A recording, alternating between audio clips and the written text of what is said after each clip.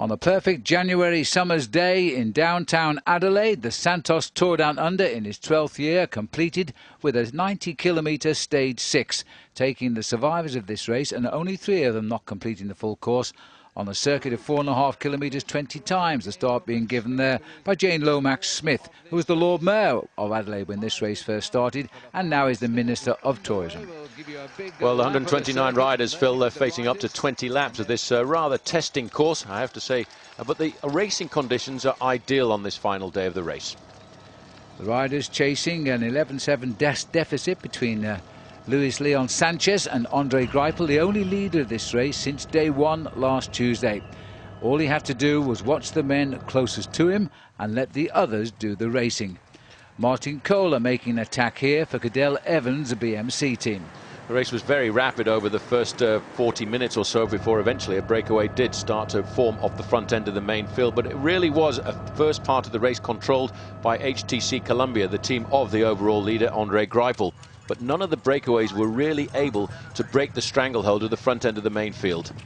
The riders were lapping the 4.5 kilometre course in a shade over 5 minutes. So it was, in the words of cycling parlance, full on, as riders chased the small bonus sprints to see if they could get closer to Andre Greipel. Greipel was in the grandstand seats, sitting back and watching. In this sprint here, at the end of lap number 8, it was a big battle for those bonus seconds. Greg Henderson getting the 3 seconds just ahead of the South African Robbie Hunter and Melbourne's Baden Cook. Henderson was now in the driving seat for a high finish. Then after that, the counter-attack saw a group of 3 riders moving off the front end of the main field. And the main field then all of a sudden decided to turn off. They weren't too keen to chase everything down. But this sprint here was really all about the King of the Mountains classification. Yes, in the blue, Valery Dmitriev, the King of the Mountains leader. At the back in the white was Thomas Rohregger and Michael Carrel of France.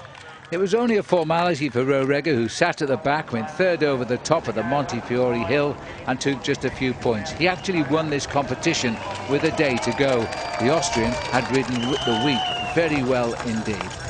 He capped it off with gaining big points on the Wollonga Hill.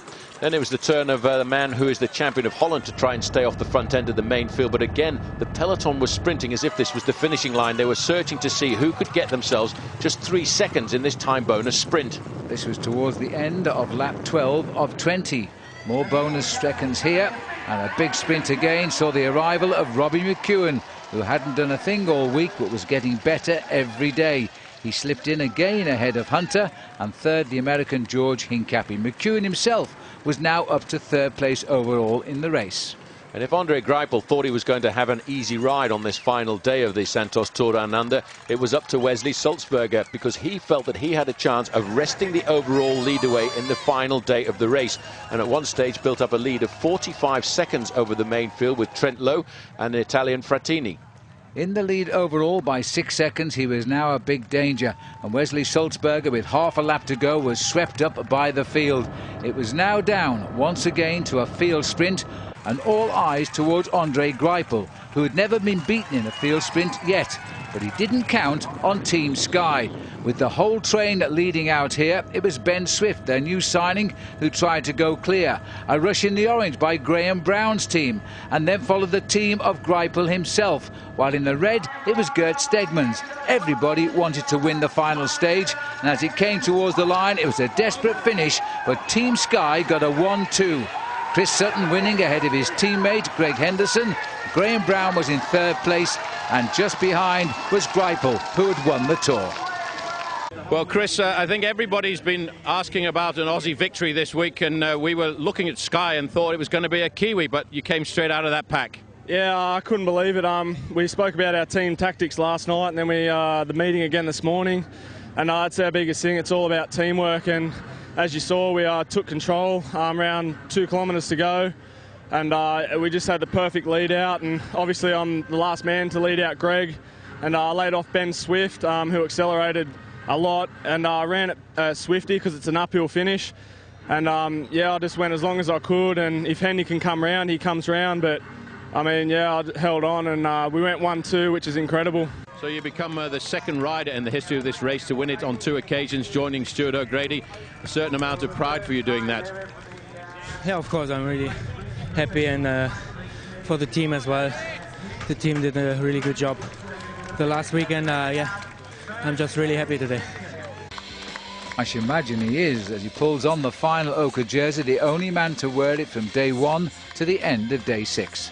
Yes, he was pretty greedy about that, and pretty greedy with stage victories too, because 3 out of the 6 days went to this man, Andre Greipel. But he was, of course, Phil, put under a little bit of pressure on the last day by that last-minute attack by Wesley Sulzberger. Greipel winning the event from a previous winner in Luis Leon Sanchez by 11 seconds. Henderson, with that win bonus, finishes the race in 3rd place. Robbie McEwen finished in 4th. It was a great occasion, and South Australia celebrated it well.